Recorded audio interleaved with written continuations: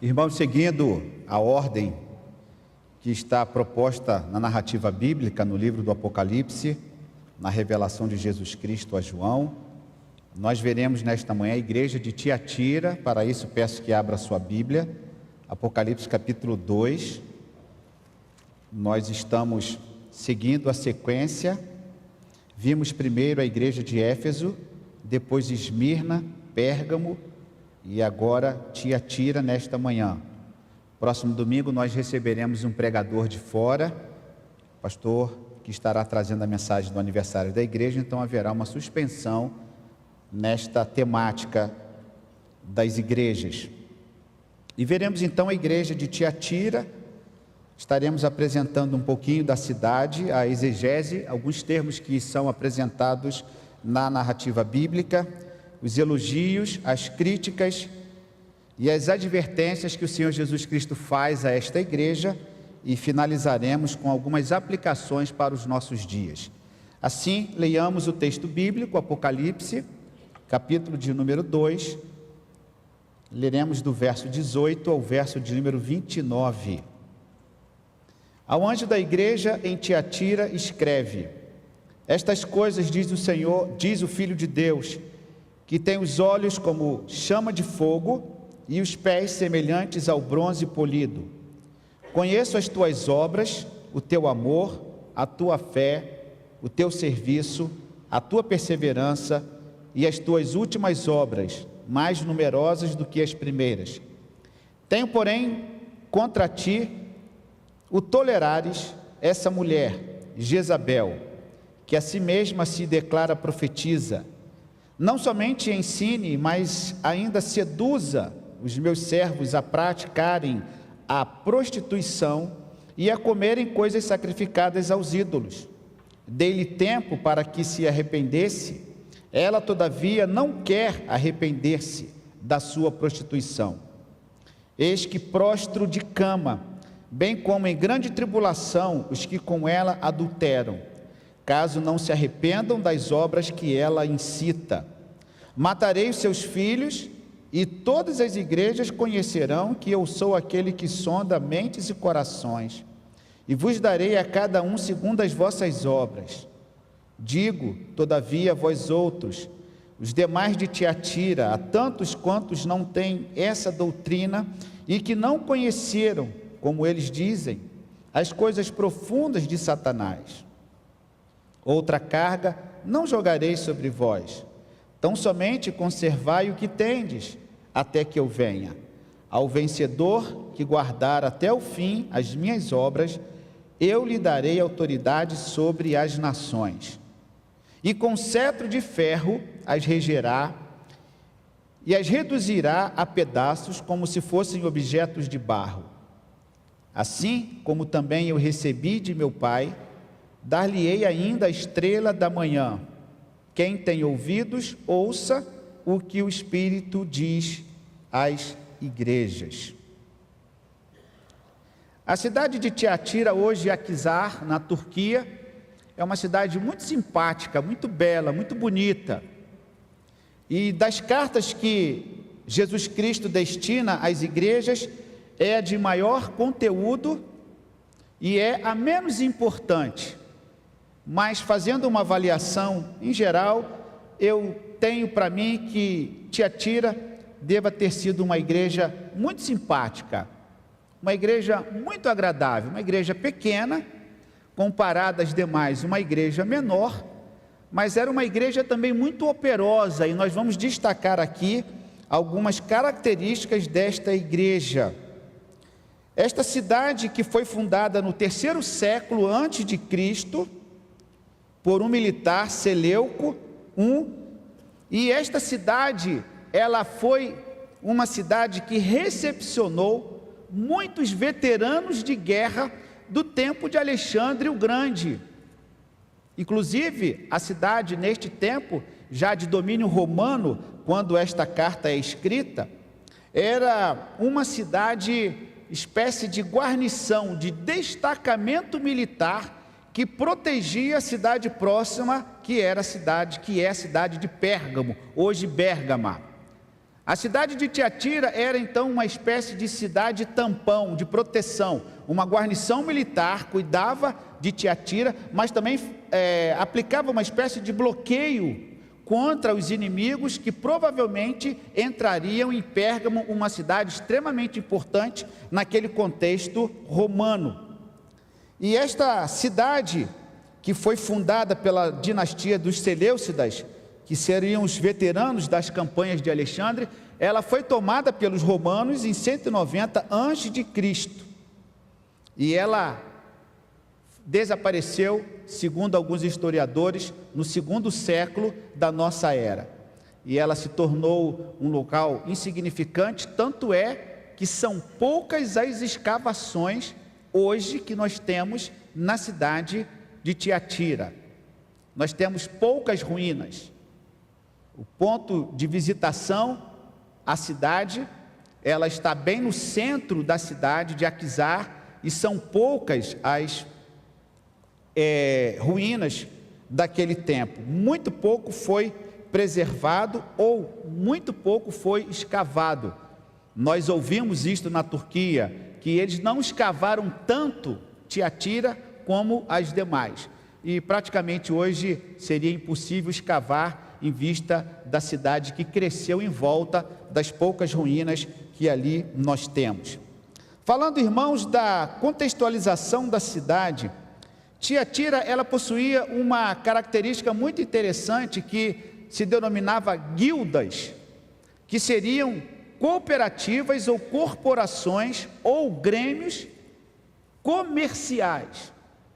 Tiatira se desenvolveu muito em algumas artes e também em alguns produtos considerados para a época, produtos importantes, tanto da indústria daquele tempo, vamos imaginar assim, da metalurgia, do bronze, do ferro, e também de artesãos que ali também trabalhavam, tantas outras coisas. Couro era uma cidade muito própria e muito desenvolvida nesse sentido do seu comércio, com produtores, sapateiros, os artesãos, inclusive pessoas que trabalhavam com cobre, vendedores de roupas tingidas. Temos a Lídia, vendedora de púrpura, que foi encontrada por Paulo, e ela era natural de Tiatira, porque apresentava Tiatira uma grande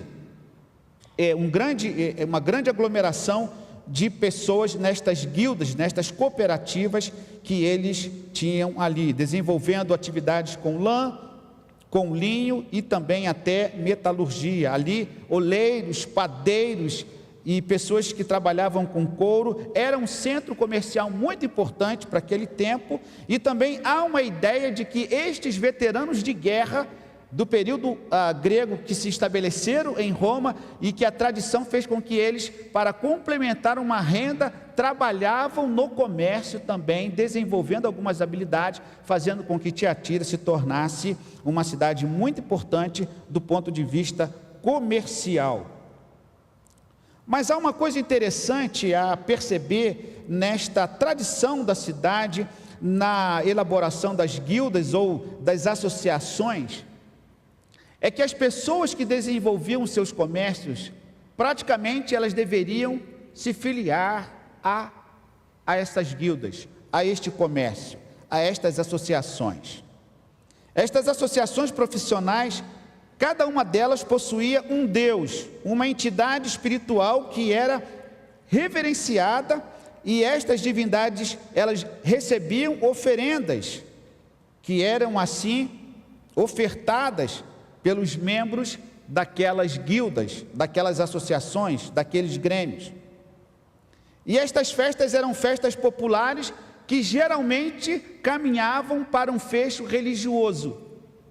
Geralmente estas festas, que eram realizadas com estas cooperativas desses comerciantes, eles terminavam com muita comida, com muita bebida, e alguns vão entender inclusive com muita luxúria e com muita permissividade sexual, com carne, com comida sacrificada aos ídolos. E aí você imagina aquela, entre aspas, alegria geral daquele povo. Só para você ter uma ideia do desfecho. E isto vai criar um problema para os cristãos, principalmente para os cristãos comerciantes, porque se eles não se filiassem a estas agremiações, a estas cooperativas, eles eram banidos, e eles então naturalmente tinham o seu comércio afetado pela não participação. E aí um desafio para aquela igreja, para aqueles membros, para aquelas pessoas: eu me associo ou não a esse tipo de festa, a este tipo de grêmio? Se eu não me filiar, terei a minha renda, o meu comércio comprometido. Se eu me filiar, eu poderei estar negando a minha fé em Cristo, ou eu poderei estar produzindo mau testemunho para com a minha igreja, para com a minha comunidade. Este é o pano de fundo desta contextualização desta cidade e de algumas observações que a palavra de Deus nos traz. Temos alguns termos no texto para a compreensão dos irmãos, trazendo aqui algumas observações sobre algumas terminologias. Por exemplo, ele apresenta logo no início: estas coisas diz o Filho de Deus, que será apresentado no início, fazendo referência a Jesus Cristo como Filho de Deus. E aqui nós encontramos em Tiatira o principal deus que era adorado, que era Apolo, o deus Sol, filho de Zeus. Então, quando Jesus diz a João e declara o Filho de Deus, ele está fazendo uma referência a quem de fato era o verdadeiro Filho de Deus, se contrapondo à divindade Apolo, que ali era reverenciado. E nesta carta nós encontramos esta expressão muito importante, demonstrando a centralidade da verdadeira divindade, contrastando com Apolo. E é interessante que nestas cartas é muito comum você perceber o contraponto do evangelho, da mensagem cristã, aos deuses, às divindades, à cultura local, e isto é muito comum nestas cartas. Encontramos aqui a referência ao anjo da igreja, que seria o pastor ou o líder daquela determinada comunidade. A expressão olhos como chama de fogo, que está aqui no verso de número 18, já no seu início, retrata a percepção e juízo penetrante de Jesus, o olhar de Jesus sobre a igreja, sobre as pessoas. E é interessante que em uma das cartas que nós fizemos aqui, uma análise, o olhar de Deus sobre todos os povos, sobre todas as nações, o que dá a entender que o Senhor Jesus possui um olhar fixo sobre a igreja. Ele está atento com os seus olhos. E aqui uma característica da maneira, da forma como ele olha, retratando assim e revelando juízo sobre os seus inimigos. Chama de fogo, ele vê tudo, sabe tudo, nada escapa do seu olhar, e ele produz julgamento. E os irmãos sabem que fogo na Bíblia tem também uma das características principais: juízo, punição. E Jesus então, com o seu olhar de fogo, além de saber todas as coisas, ele tem punição também para a sua igreja. E no mesmo verso ele apresenta pés como bronze polido, ou em algumas versões, latão refinado. E lá em Tiatira havia muito bronze, eles também comercializavam o bronze, então eles sabiam exatamente daquilo que Jesus estava a dizer com esta afirmação. A referência ao bronze, forte, reluzente, fazendo uma referência ao poder que Jesus tem sobre o mal. Os irmãos lembram da expressão bíblica que ele esmagaria a cabeça da serpente. E quando chegou aqui nesta parte do texto bíblico, eu lembrei da experiência de Daniel no capítulo 2, quando ele decifra aquela estátua que tem os pés de barro e de bronze, e que se desfaz, demonstrando assim aquela situação de vulnerabilidade e de decadência do período babilônico que Daniel apresenta. Contrapondo aqui, Jesus possui os pés fortes, firmes, e que esmagará a cabeça da serpente, ou seja, um sinal também de poder, pés como bronze polido, significando o seu poder sobre todas as coisas. Há também uma referência sobre a cama. O irmão pode perceber aqui também no texto bíblico, quando ele apresenta o que tinha contra aquela igreja, e ele faz menção aqui a Jezabel, que muitos, talvez a maioria dos intérpretes entenderão como pseudônimo. Havia naquela igreja uma mulher que ela possuía um trabalho muito semelhante a Jezabel, aquela que nós encontramos como a mulher de Acabe. Nós encontramos esta mulher de Acabe que levou prostituição, idolatria e fez com que o povo de Deus se mantivesse rebelde à obra do Senhor. Nós temos aqui nesta igreja de Tiatira uma mulher que era muito semelhante àquela Jezabel da época de Elias, naquele tempo em que Acabe era rei de Israel. E nesta advertência, o Senhor Jesus então apresenta e mostra uma cama, e para que o irmão entenda o contexto exegético desse texto, a cama como símbolo de enfermidade, de doença, muito também comum no entendimento de alguns. Esta cama, fazendo uma alusão, também, muito interessante esta comparação, ao mesmo tempo que esta cama é símbolo de doença, de enfermidade, mas também um símbolo de prostituição com o qual aquela mulher profetisa Jezabel fazia e ensinava e seduzia as pessoas a se deitarem. Então esta cama que tem um significado muito terrível nesse sentido, neste texto. A cama da enfermidade ou a cama da prostituição, ambas terríveis.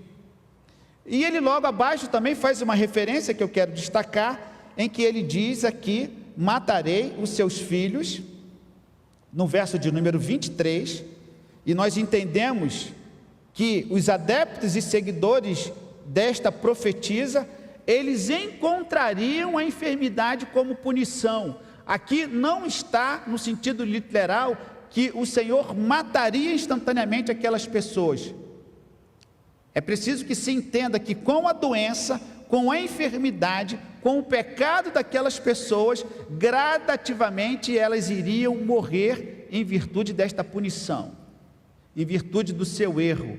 Isto está em consonância com o que a palavra de Deus diz, que o salário do pecado é a morte. Não que Deus fulminasse a pessoa instantaneamente ali, mas o resultado do seu pecado, ele seria percebido num futuro bem próximo. Por isso que o texto diz: matarei os seus filhos, e todas as igrejas conhecerão que eu sou aquele que sonda mentes e corações, e vos darei a cada um segundo as vossas obras. Então ele separa muito bem, o texto bíblico, a revelação, separa muito bem aqueles que serviam o Senhor e aqueles que não serviam o Senhor. Aqueles que seriam fulminados pela ira e pela punição de Deus, como consequência da prostituição, da idolatria que eles estavam vivendo naquele tempo.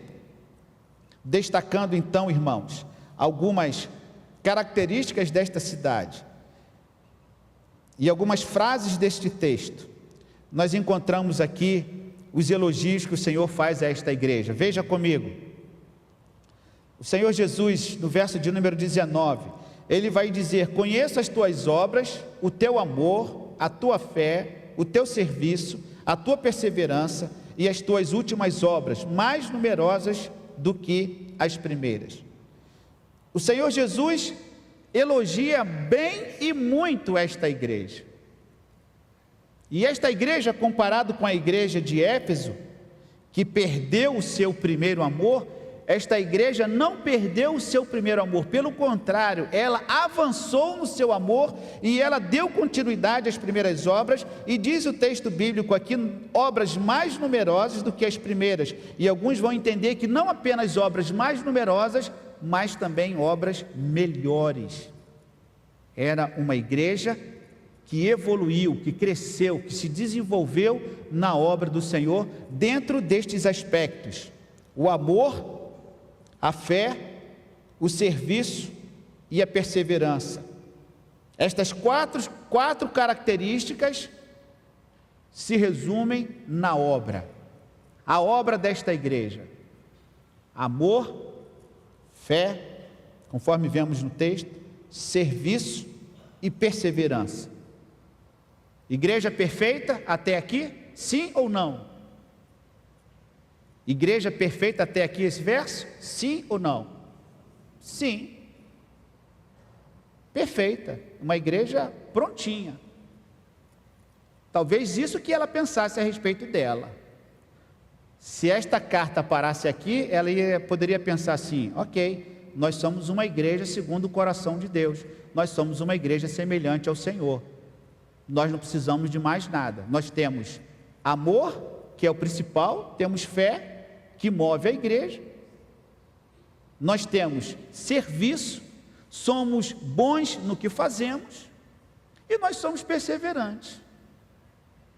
Ok, acabou, nossa igreja bomba, somos a igreja.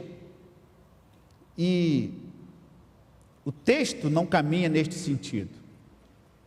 Se terminasse aqui, talvez não fosse uma igreja assim tão verdadeira de achar que não tinha problema. Porque uma coisa, meus irmãos, é o que a igreja pensa de si mesma, e uma outra coisa é o que Deus pensa a respeito dela. Isso é uma preocupação que eu tenho. O que a igreja pensa a respeito dela, daquilo que ela é, e aquilo que Deus pensa que ela seja.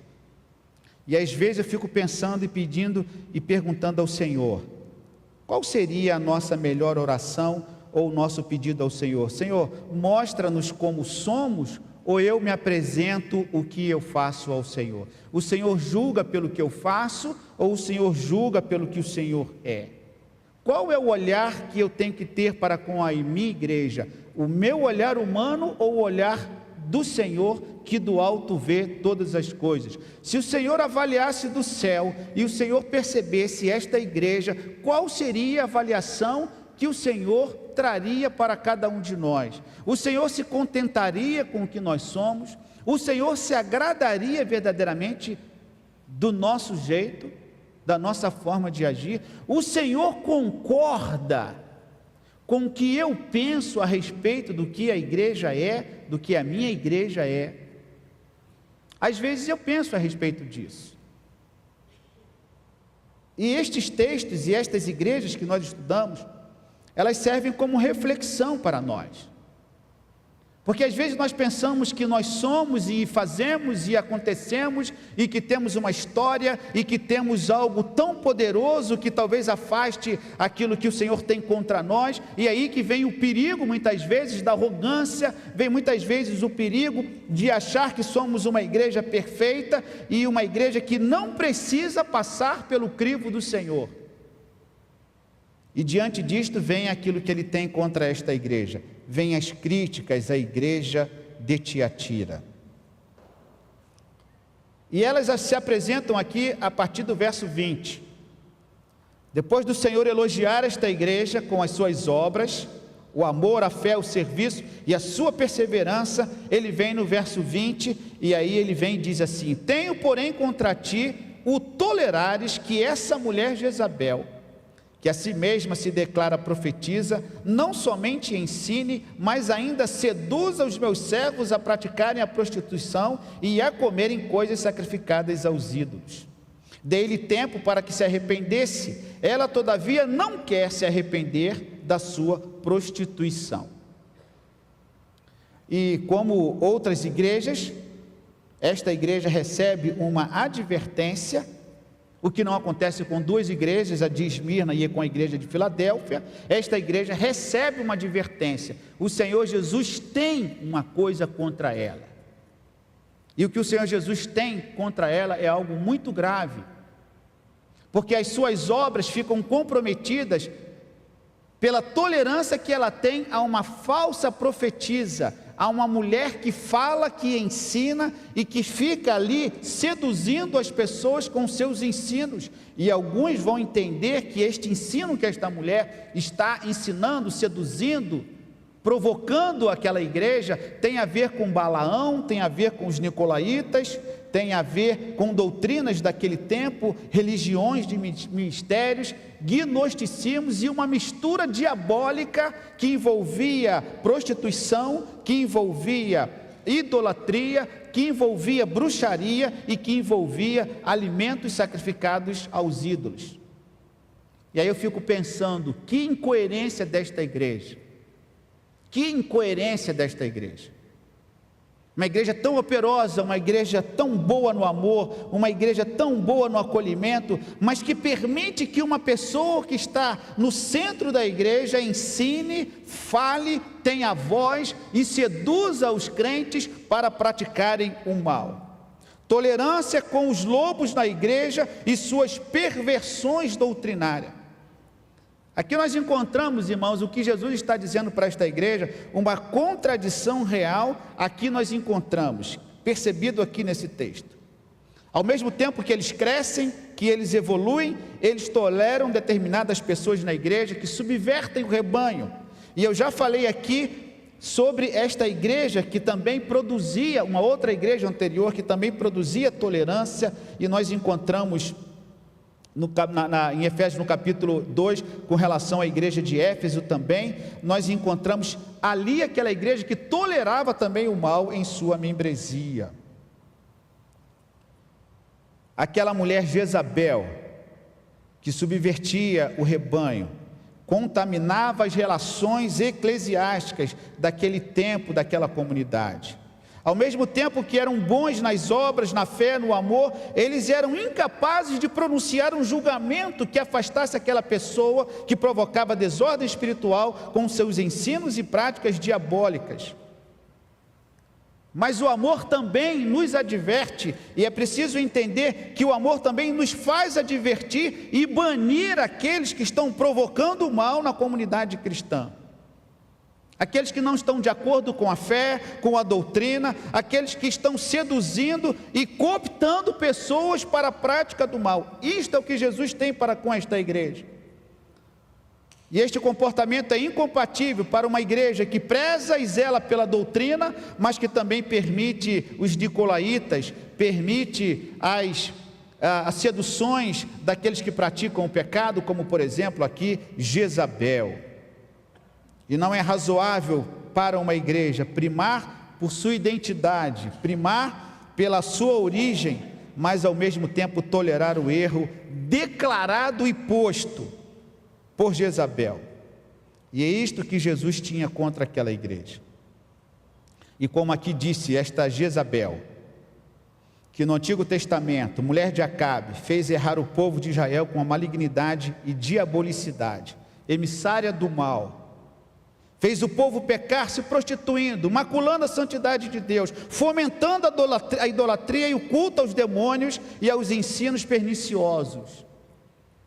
Era este tipo de gente que estava ensinando naquela igreja, e que tinha voz, e que tinha fala, e que tinha domínio, e que exercia influência para o mal, e que ali estava presente. Irmãos, o mundanismo na igreja não é algo próprio dos nossos dias. Eu perguntaria ao irmão, sinceramente, qual é a igreja que não tem uma influência do mal?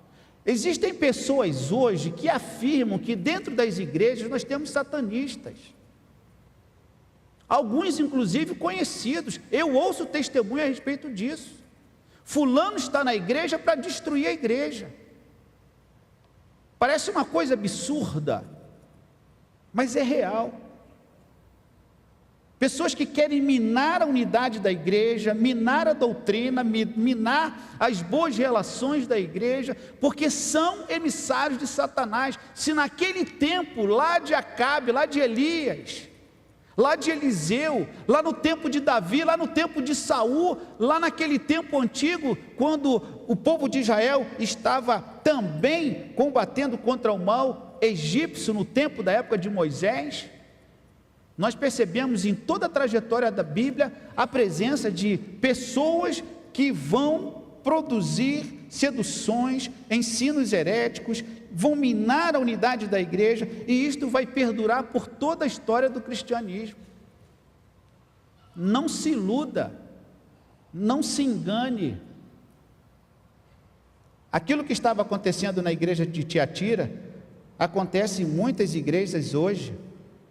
Pessoas que seduzem com as suas vozes, com as suas ideologias, com as suas práticas e tantas coisas mais. Às vezes a forma de demonstrar irreverência não é gritando, não é pulando, não é criando um escarcéu dentro da igreja, não, às vezes é uma forma sutil, que gradativamente vai plantando e vai minando a vida da igreja, e a igreja nunca cresce, nunca desenvolve, nunca tem alegria. Por quê? Porque ela tolera determinadas pessoas no seu ambiente, e essas pessoas produzem tristeza, amargura, produzem carnalidade, e isso com certeza esfria a sua igreja.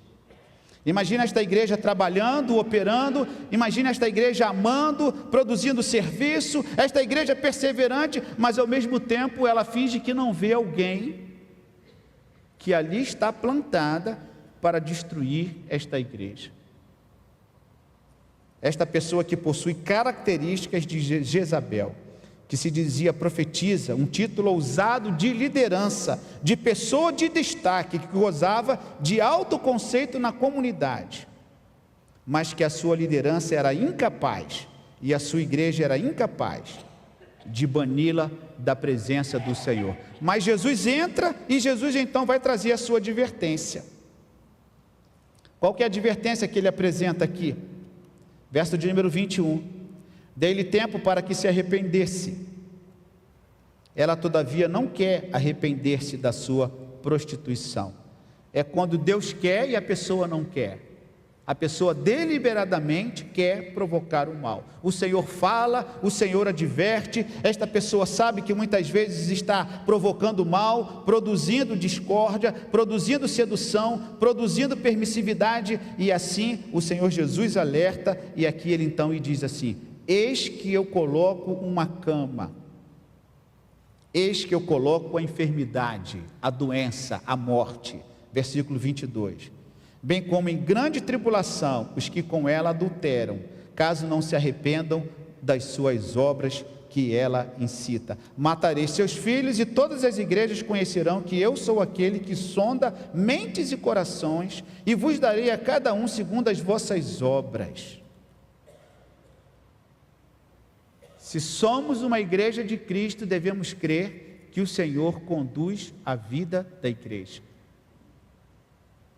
Ele tem o controle, ele tem o domínio, e ele sabe como que esta igreja deve agir e reagir aos seus desafios. Estas advertências: tempo para arrependimento, a morte dos seus filhos, como eu já disse e aqui expliquei o que significa esta consequência deste pecado, a enfermidade, a doença, e também uma lição para as demais igrejas. Mas ele diz aqui uma coisa muito interessante, meus irmãos. Verso de número 24. Ele diz algo muito interessante, o Senhor Jesus: digo todavia a vós outros, os demais de Tiatira, há tantos quantos não têm essa doutrina e que não conheceram, como eles dizem, as coisas profundas de Satanás, outra carga não jogarei sobre vós, tão somente conservai o que tendes, até que eu venha. Alguns vão entender que esta frase que João está trazendo, amando do nosso Senhor Jesus Cristo, de não colocar outra carga sobre vós, alguns vão entender que o que João estava em mente, o que Jesus tinha em mente, eram as prescrições do apóstolo Paulo, todos os ensinos, todos os comandos doutrinários que o apóstolo Paulo trouxe para a igreja, e que doutrinou a igreja daquele tempo, na palavra do Senhor. Ele diz assim: aquilo que o apóstolo trouxe, eu não vou impor mais aquilo que ele já colocou. Vocês deverão seguir aquilo que já está posto. Não colocarei mais carga sobre vocês, mas vocês precisam conservar o que vocês já aprenderam. Isso dá a entender que esta igreja era uma igreja muito bem doutrinada e que conhecia os escritos do apóstolo Paulo. E ele então diz assim: conservai o que vocês tendes até que eu venha. Ele também fala aos que perseveravam naquela igreja, e ele então conclui esta carta dizendo: ao vencedor que guarda até o fim as minhas obras, eu lhe darei autoridade sobre as nações, e com cetro de ferro as regerá e as reduzirá a pedaços como se fossem objetos de barro. Assim como também eu recebi de meu Pai, dar-lhe-ei a estrela da manhã. Quem tem ouvidos, ouça o que o Espírito diz às igrejas. Para concluir, meus irmãos, as conclusões, as aplicações para a igreja de hoje e algumas fotos da cidade hoje. Nós temos duas fotografias da cidade de hoje. À minha direita está exatamente as ruínas daquilo que foi a cidade no passado. E do lado esquerdo, já a cidade com o seu desenvolvimento predial, a sua arquitetura já mais moderna, os seus veículos, a vida que segue, a vida que é processada nesta cidade, mas ali a ruína da cidade de Tiatira, que pouca coisa foi escavado. Quais as aplicações para os nossos dias? Se você quer algo, se você tem algo e faz algo que não agrada a Deus, abandone isso rapidamente. É uma advertência que o Senhor traz. Abandone isso. Se você crê em alguma doutrina diabólica, se você crê em alguma doutrina idólatra, se você crê em alguma coisa que não é da vontade de Deus, que está em contrariedade àquilo que a palavra tem a nos dizer, abandone isso. Não tenha dúvida. Há muitas pessoas, irmãos, que ainda ficam em dúvidas sobre determinadas práticas. A Bíblia é tão clara às vezes, e quando não é clara, nós entendemos que o Espírito Santo de Deus nos fala e nos convence dentro do nosso coração e da nossa mente sobre determinada coisa. Nós precisamos saber que há sim determinadas práticas, ensinos e doutrinas que o Senhor Jesus não permite, não concorda e que nos adverte com relação à sua prática. E se nós queremos obedecer ao Senhor, nós precisamos atentar para isto, ainda que isso nos custe alguma perda. Mas se queremos ser a igreja de Cristo, nós precisamos abandonar determinadas práticas e determinados conceitos e determinadas ideologias, porque elas são contrárias à vontade do Senhor. Por exemplo, culto às imagens, a idolatria não agrada ao coração de Deus, isto está claro na palavra. O reverenciar divindades, o depositar confiança nas divindades, isto vem lá da época de Moisés, bem antes, no mundo antigo, antes mesmo do estabelecimento da nação de Israel, já havia idolatria, em que as pessoas reverenciavam o sol, reverenciavam a lua, reverenciavam as árvores e tantas outras coisas mais. Isto vai para a mitologia grega, vai para a mitologia romana, e até hoje nós temos aqueles que ainda depositam com simpatia e muitas vezes com fé e crença numa determinada divindade. Isto não agrada ao coração de Deus. É incompatível, porque o Senhor Jesus é o Senhor sobre todas as coisas, e um dia todo joelho se dobrará diante dele, e as divindades nada são. Eu disse aqui quando falei sobre Éfeso, sobre Artemisa, deusa dos gregos, e Diana, deusa dos romanos, ruínas, ruínas, ruínas. E o Evangelho prosperou, Jesus morreu, ressuscitou, como todas as igrejas, como todas as pessoas daquele tempo souberam que Jesus havia ressuscitado, e a prova cabal que ele se apresenta. Então ele combate toda espécie de idolatria, culto aos demônios. E nós sabemos que muitas práticas, elas envolvem, muitas vezes, alimentos que têm envolvimento espiritual, e é uma mistura, e é uma miscelânea, que de fato isso desagrada o coração de Deus, não está de acordo com a doutrina da palavra do Senhor. E quantas pessoas fazem esse papel de Jezabel? Não tem problema, pode fazer que não tem problema algum. Eu preguei domingo passado sobre a igreja anterior, que foi a igreja de Pérgamo, e essa questão de meu corpo, minha regra, irmão, com outras palavras, já se cria naquele tempo a respeito disso. Os nicolaítas, os da doutrina de Balaão, eles diziam o seguinte: faz o que você quiser com o seu corpo, ninguém tem nada a ver com isso. Era um culto ao corpo e uma autonomia física, uma coisa que já nos impressiona hoje, nos impressionava naquele tempo, quando nós lemos os relatos antigos a respeito deste assunto. E a Bíblia é clara quando ela fala a respeito disso. Se você sabe que você participa de algum ritual com estas características, abandone isso. Não há compatibilidade entre luz e trevas. Se você tem um pé na igreja e um pé em outro lugar, em uma outra doutrina, você precisa definir onde você quer ficar.